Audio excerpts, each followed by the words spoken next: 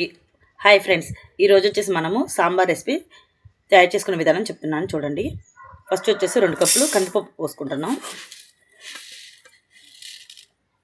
2 కప్పులు కందిపప్పు,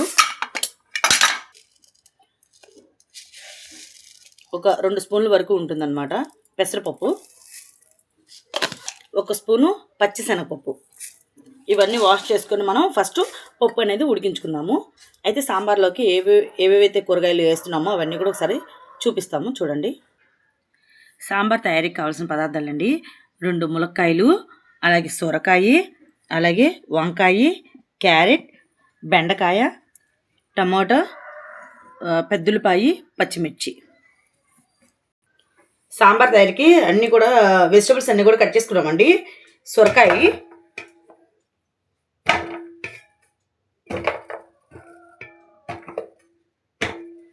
అలాగే ములక్కాయ కట్ చేసుకొని ముక్కలుగా వేసుకుంటున్నాము. పచ్చిమిర్చి కాయలుగానే వేసేస్తున్నానండి, ఇలా అయినా ఉడికిపోతుంది కదా, అందుకని వేసేసేస్తున్నాను. అలాగే టమోటా, అలాగే ఉల్లిపాయలు చూపించాను కదా, అదేవిధంగా ఇలా కట్ చేసుకొని వేస్తున్నాను. క్యారెట్ ముక్కలు, వంకాయ ముక్కలు, బెండకాయ. సాంబార్కి మనం పెద్ద పెద్ద ముక్కలే కట్ చేసుకుంటామండి. వంకాయని అయితే ఇలా 4 ముక్కలు చేశాను. అలాగే ఉల్లిపాయలు కానీ ఏవైనా కానీ కొంచెం పెద్ద సైజులో కట్ చేసుకుంటే బాగుంటుంది అనమాట. ఎక్కువసేపు ఉడికిస్తాం కాబట్టి ఇలా పెద్దగానే ఉండాలి. అయితే దీనిలోకి పులుపు వచ్చేసేటప్పటికి ఒక పెద్ద నిమ్మకాయ సైజు అంతా చింతపండు కడిగి నానబెట్టుకోవాలి. స్టవ్ వెలిగించుకొని ఇదిగోండి పెద్ద పాత్ర పెట్టుకున్నాము. సాంబార్ మనం ఎక్కువ పెట్టుకుంటాం కదా. ఇప్పుడు మనము ఆయిల్ పోసుకుందామండి. ఇదిగోండి ఇది 3 గంటల వరకు అవ్వచ్చండి ఆయిల్.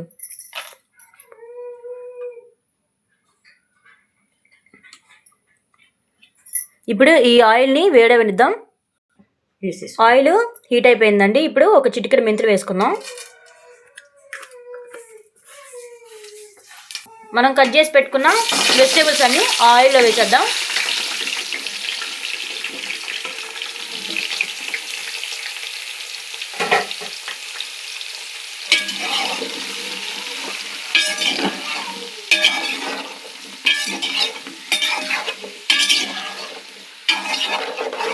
ఇవి కొంచెం ఫ్రై అవనిద్దామండి. 1 స్పూను కల్లుప్పు వేసుకుందాం.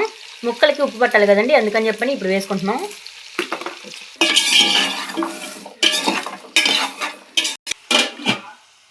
మనం పప్పు కడిగి పెట్టుకున్నాం కదండి, అది పొయ్యి మీద పెట్టేసుకుందాం. ఒక 4-5 విజులు వచ్చేంత వరకు పప్పును ఉడికించుకుందాం. ఇవ్వండి వెజిటేబుల్స్ కొంచెం మగ్గాయి. ఇప్పుడు దీంట్లో కొంచెం పసుపు వేసుకుందాం,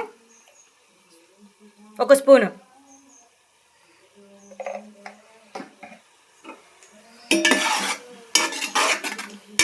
మూడు 4 రెబ్బలు కరివేపాకు కూడా వేసేసుకుందాం.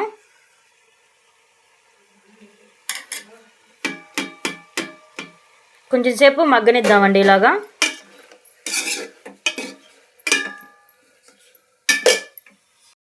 ఇదిగోండి పెద్ద స్పూన్తో మేము 2 స్పూన్ల కారం వేసుకుంటున్నాం.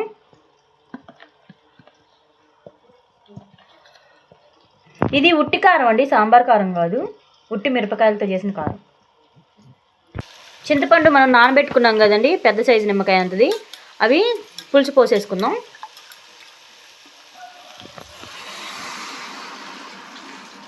సరిపడా పులుసు పోసుకుందామండి. బాగా కావాల్సినంత పులుసుకి పోసుకుందామండి వాటర్ కూడా. పోసుకున్న తర్వాత ఇవి బాగా కాగనివ్వాలండి, బాగా తెరలేంత వరకు కాగనివ్వాలి. ముక్కలన్నీ బాగా మెత్తగా ఉడికిపోవాలి.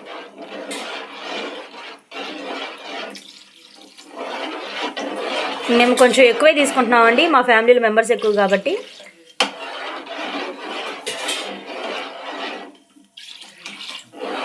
ఇప్పుడు ఇది మొత్తం బాగా ఉడకనిద్దాం. ఇదిగోండి మనం పోసుకున్న పులుసు ఇదిగోండి ఇలాగా తిరక్కాగాలి బాగా. ఇప్పుడు మేము ఇంట్లో తయారు చేసి పెట్టుకున్న సాంబార్ పొడిని వేస్తున్నాము. 1.5 స్పూన్ వేస్తున్నామండి.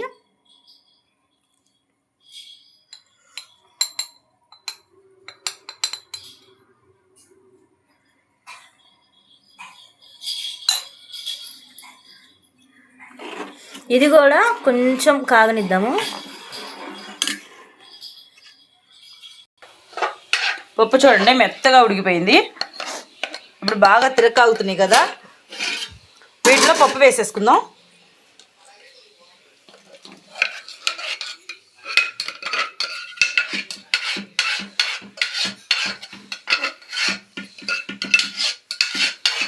పప్పు వేసాం కదా, ఇవి కూడా కొంచెం తిరక్కాగే వరకు ఉంచుకొని తాలింపు పెట్టుకుందామండి.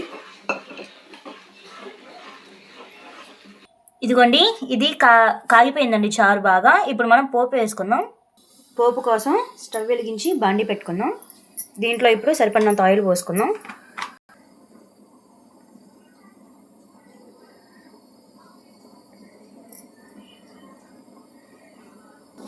సాంబార్లోకి పోపు అంటే పోపు దినుసులు వేయరండి, ఎండుమిర్చి 2 తుంచుకొని వేసుకుందాం.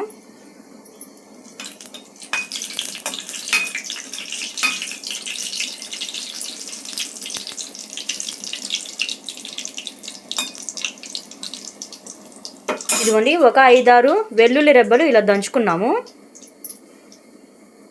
దీన్ని కూడా వేసేసుకుందాం పోపులా.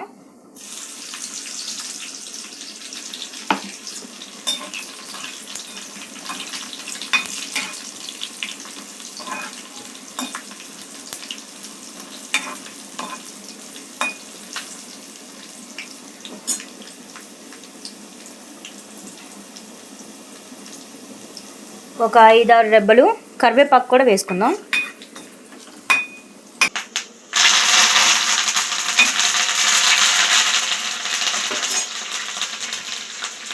కొంచెం ఇంగువ వేసుకుందాం. మనం పెట్టుకున్న పోపుని సాంబార్లోకి వేసేసుకుందాం.